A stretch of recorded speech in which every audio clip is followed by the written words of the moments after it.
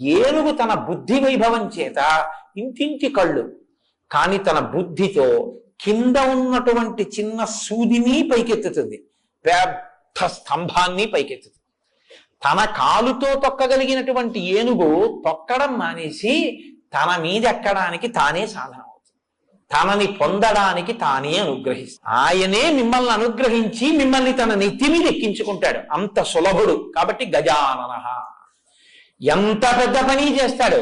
ఇదేమిట్రా నాకింత చిన్న పని అడగడం ఏమిట్రా అని అండో, మీకు ఎంత చిన్న పని చేసి పెడతాడు. సుముఖశ్చైక దంతస్య కపిలో గజకర్ణక లంబోదరశ్చ వికటో విఘ్నరాజో వినాయక ధూమకేతుర్గణాధ్యక్ష పాలచంద్రో గజానన వక్రతుండ.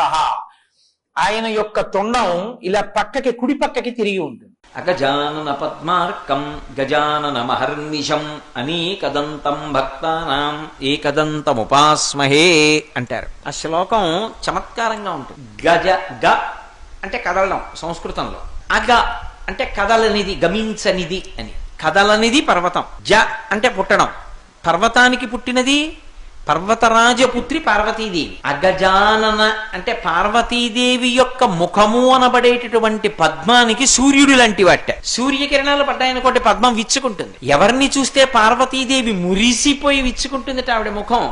అంటే విఘ్నేశ్వరుణ్ణి చూస్తే ఆవిడ ముఖం విచ్చుకొని ప్రసన్నురాలవుతుందట. అందుకే మీకు ఉపాసనలో చమత్కారం ఏమిటో తెలుసా? ఆవిడ ఒక్కొక్కసారి పరమశివుడికి కూడా దూరంగా ఉండి తపస్సు చేసి పరమశివుడితో కలుస్తూ ఉంటుంది. అలా కలిసినప్పుడు ఆవిడ ఎవరితో కలిసి వస్తుందంటే విఘ్నేశ్వరుడితో కలిసి వస్తుంది.